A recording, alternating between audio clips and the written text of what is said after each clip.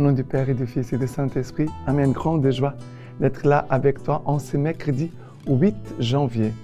Nous sommes dans cette dernière semaine du temps de Noël. Profitons bien encore des grâces de Noël pour pouvoir bien vivre après le temps ordinaire, le temps commun, le temps où nous sommes appelés vraiment à la mission. Nous avons reçu beaucoup de grâces. Nous devons aussi donner les grâces aussi aux autres. La première lecture d'aujourd'hui, c'est 1 Jean, chapitre 4, à partir du verset 11. Bien-aimés, puisque Dieu nous a tellement aimés, nous devons nous aussi nous aimer les uns les autres. Dieu, personne ne l'a jamais vu. Mais si nous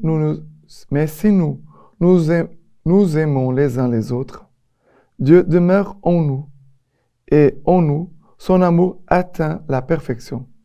Voici comment nous reconnaissons que nous demeurons en lui, et lui en nous. Il nous a donné part à son esprit. Quant à nous, nous avons vu et nous attestons que le Père a envoyé son Fils comme sauveur du monde. C'est lui qui proclame que Jésus est le Fils de Dieu. Dieu demeure en lui, et lui en Dieu. Et nous avons reconnu l'amour que Dieu a pour nous, et nous y avons cru. Dieu est amour. Qui demeure dans l'amour demeure en Dieu, et Dieu demeure en lui. Voici comment l'amour atteint chez nous sa perfection. Avoir de l'assurance au jour du jugement, comme Jésus en est fait, et nous avons cru. Dieu est amour. Qui demeure dans l'amour demeure en Dieu, et Dieu demeure en lui. Voici comment l'amour atteint chez nous sa perfection. Avoir de l'assurance au jour du jugement. Comme Jésus, en effet, nous ne manquons pas d'assurance en ce monde. Il n'y a pas de crainte dans l'amour. L'amour parfait bannit la crainte, car la crainte implique un châtiment. Et celui qui reste dans la crainte n'a pas atteint la perfection de l'amour. Alors, ici, en fait, qu'est-ce que Saint Jean veut nous dire? C'est très simple. Dieu est amour. Si nous voulons rassembler à Dieu qui est amour, nous devons aussi nous aimer les uns les autres. Et c'est là, toujours une école, d'apprendre à nous aimer les uns les autres. Parce que pour aimer les uns les autres, nous allons trouver des difficultés. Pour nous aimer, nous allons trouver, il y a des gens que peut-être qu'on a une sympathie, c'est-à-dire on est très content, on les aime bien parce qu'ils sont sympas ou parce que ça nous intéresse, mais il y a d'autres personnes avec qui nous allons trouver des obstacles, des difficultés, soit parce qu'il y a des choses en nous qui ont été blessées par rapport à notre histoire. Alors cette personne, sans qu'elle se rende compte, elle éveille en moi cette blessure, quelque chose qui n'est pas encore en paix en moi. Et parfois, il y a des gens qui sont agacés. Mais ils sont agacés pourquoi? Parce que certainement, il y a quelque chose que ça ne va pas au-dedans. Et c'est pour cela que nous trouvons des obstacles aussi parfois dans l'amour.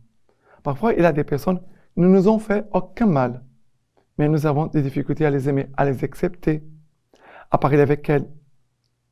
Et ça nous agace, on dit des gens qui parfois nous agacent. Mais c'est vrai qu'il y a des personnes avec qui nous avons eu des problèmes et que ces choses-là ne sont pas encore guéries en nous peut-être. Des gens qui nous ont fait du mal et on n'est pas encore en paix par rapport à ce qui s'est passé. Entrer dans l'amour, c'est merveilleux de dire, voilà, aimons-nous les uns les autres car Dieu est amour. Oui, mais il y a tout un travail parfois intérieur qu'il faut faire en chacun de nous. Il faut le temps, il faut la grâce, la confession, l'accompagnement spirituel, la sainte communion, recevoir le corps et le sang du Christ, la lecture divine, laisser la parole de Dieu nous éclairer, nous former, nous fortifier, notre homme intérieur, pour arriver à l'état de l'amour du Christ, quelque chose plus semblable, plus proche. Et je pense que, je pense que tout le monde, nous tous, nous sommes catholiques, chrétiens, nous avons le désir vraiment d'aimer. Nous voulons aimer. Mais parfois, nous trouvons des obstacles, des difficultés, des pierres où nous trébuchons, où nous tombons. Entrer dans l'amour, c'est toute une école. C'est pour cela que Jésus va dire, apprenez de moi que je suis doux et humble de cœur. Jésus nous invite à passer par son cœur pour pouvoir, après, aimer comme lui nous aime, en effet. D'accord? Voilà, la première lecture. Il aurait plein de choses à dire, mais voilà, je reste là sur ces points. De nous rappeler les uns les autres, nous voulons aimer, mais nous devons faire attention à ce qui est en nous, de l'ordre, je parlais par rapport à la blessure, mais là, de l'ordre aussi de notre péché. Et là, il a différents aspects que nous devons avoir en considération. Des blessures, des péchés, notre vie spirituelle,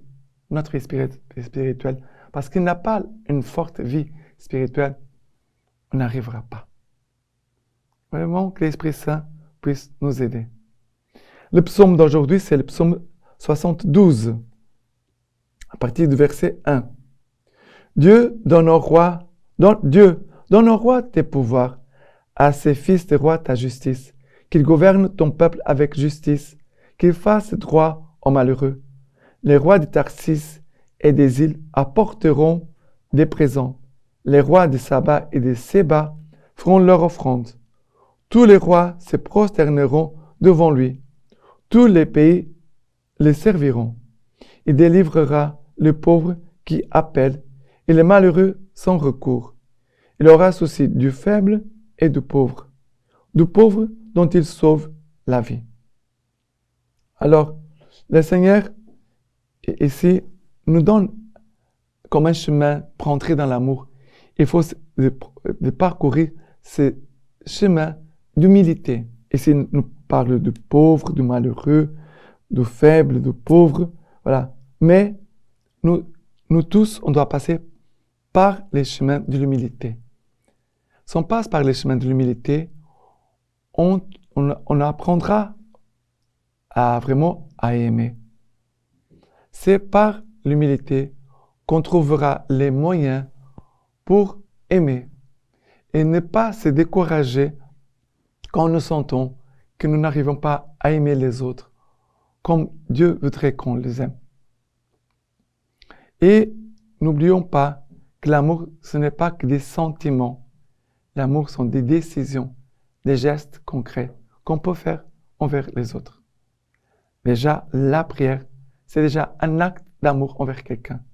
Je prie pour toi, je suis déjà en train de t'aimer. J'arrive à faire un geste d'amour, même si mon cœur a du mal à t'aimer, mais j'ai fait un acte concret d'amour envers toi, du bien, de chercher ton bien. Et après, il y a, on pourrait dire, le cœur. Le cœur où Jésus est. Nous sommes appelés à inviter Jésus à habiter en nous, pour que Jésus, en vivant en nous, qu'il soit lui-même à aimer nos frères et sœurs qui sont autour de nous. Et maintenant, l'évangile, c'est Marc, chapitre 6, à partir du verset 45. Nous dit ceci.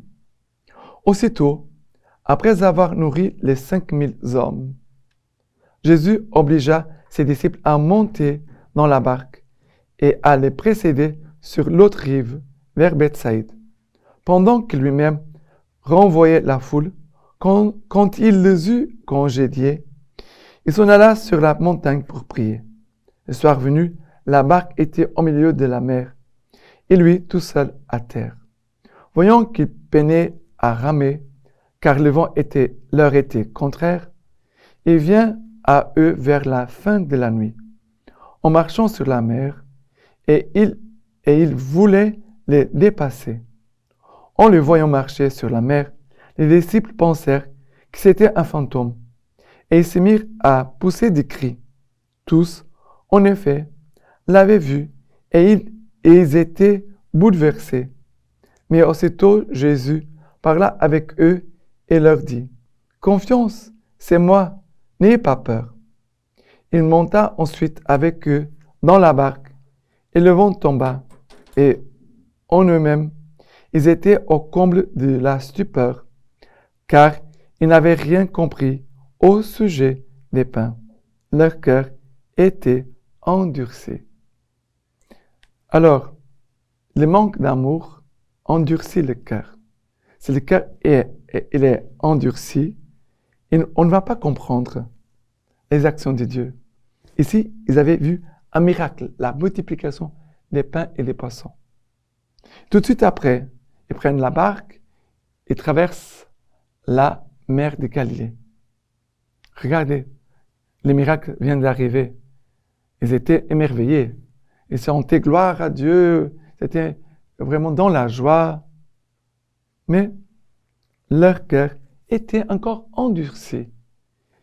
Ils n'avaient rien compris au sujet des pains. Car ils n'avaient rien compris au sujet des pains.